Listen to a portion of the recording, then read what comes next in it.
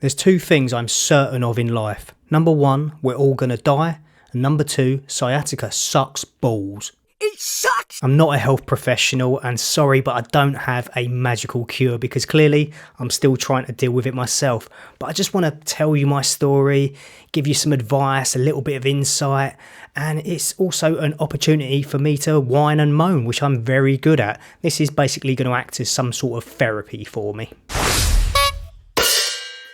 It was Friday the 24th of February 2023, a normal day. I was working from home. I went for a 4-mile run at lunchtime like I normally do and felt okay. Then about 7 PM that evening, I got up from the sofa and felt a slight pull in my arse cheek, otherwise known as the gluteus maximus. I honestly thought I just had a slight muscle pull, nothing out of the ordinary. Even on the following Monday, I went for another run, a short 5k, and weirdly, the symptoms seemed to disappear when I was running, but unfortunately, after I finished my run, a few hours later, the symptoms came back again. In the middle of that week, I was commuting home from work and by the end of the day, I was limping. I knew something definitely wasn't right. Even that evening, I was having to brace myself when I was getting up from the sofa or seated positions.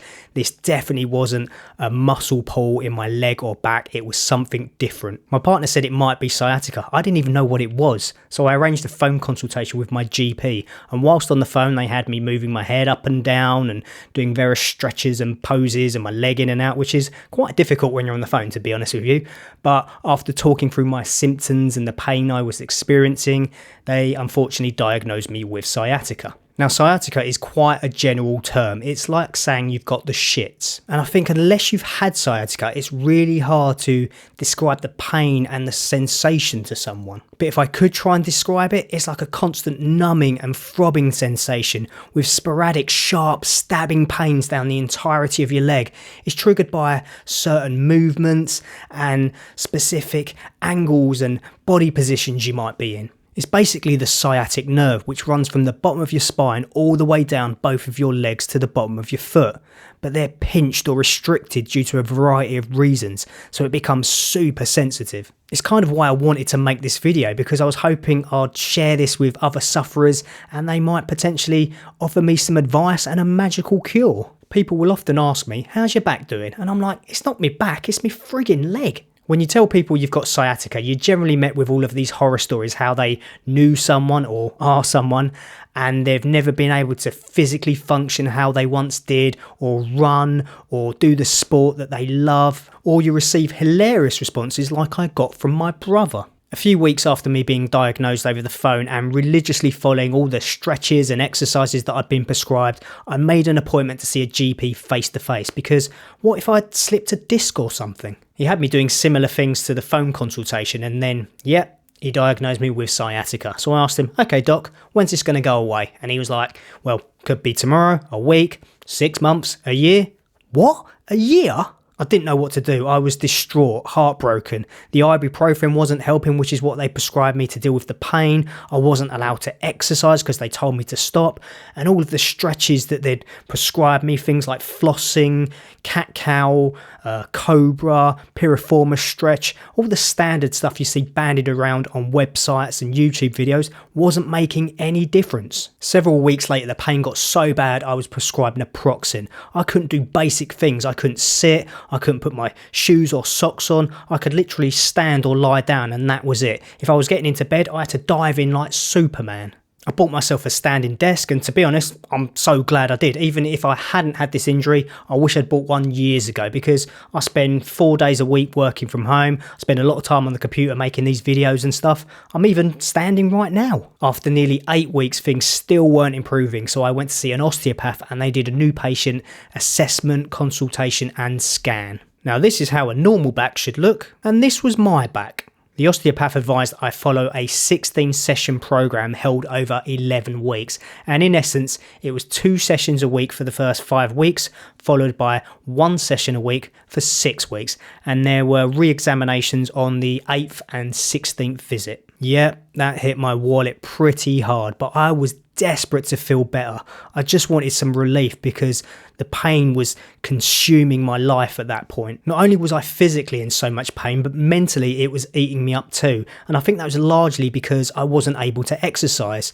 I'm generally an active guy. I work out once, sometimes twice a day. I love running, rowing, throwing weights around. So not being able to do that made me miserable. And we all know that exercise makes you happy because it releases endorphins. I was basically stuck at home. I couldn't do anything. I didn't want to go anywhere. I was miserable. I felt shit and unhealthy because I couldn't exercise. I just wanted to feel better. The first 2 sessions with the osteopath, I didn't notice a great deal of difference, to be honest with you. I actually felt quite bruised, which they did pre-warn me about.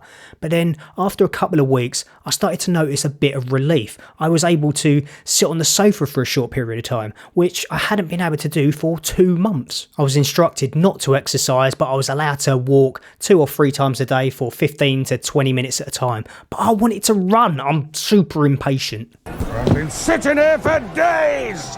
After the first 6 weeks of osteopathy, things seemed to be moving in the right direction. I was allowed to run again, albeit it was quite short distances, less than 5k, and I had to run 1 minute, walk 2 minutes, run 1 minute, walk 2, and build myself back up again.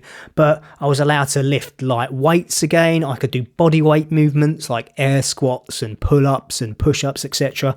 I just wasn't allowed to lift anything heavy or do deadlifts and rows and things like that. But then after about 8 weeks into the 11-week program, the progress seemed to pause. Admittedly, the pain was nothing like it was before, but I just didn't seem to be getting better. There were good days, there were bad days, but unfortunately, the bad days were more common. One day the pain got so unbearable, I rushed to the chemist and they prescribed me with cocodamol. Now, this stuff is great, but it makes you super giddy, and it's not something you can take whilst you're working. Trust me, I've tried that. At the end of June, the osteopathy treatment ended and I was disappointed, to be honest with you.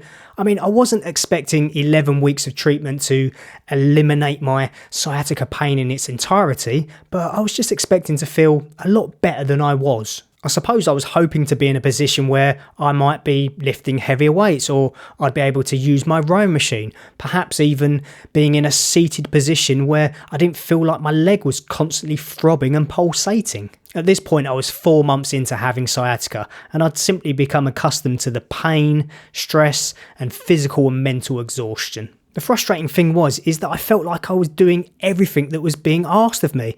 I was doing all of the stretches and the exercises that were prescribed for me by various GPs, physicians and experts. Sometimes I would spend up to 2 hours a day doing them. I'd even heard people say that cutting sugar and alcohol from your diet could help relieve symptoms, but the weird thing is, up to the point of my injury, I hadn't had any alcohol for 9 months, and I like to think that my diet is generally quite healthy and well balanced. I'd literally been living like a Buddhist monk, just without the Buddhism and the monkness. So I tried every prescribed stretch and exercise you can think of. I'd done 11 weeks of osteopathy. I'd followed all of the expert advice from GPs, pharmacists, physicians and experts online and on YouTube, and still it wasn't making a difference. Believe it or not, I'm quite a healthy guy and I pay quite a lot of attention to my posture and ergonomics and things like that. I even started to think to myself, when I used to smoke and binge drink, I never had sciatica. As soon as I stopped that shit, the injury happened.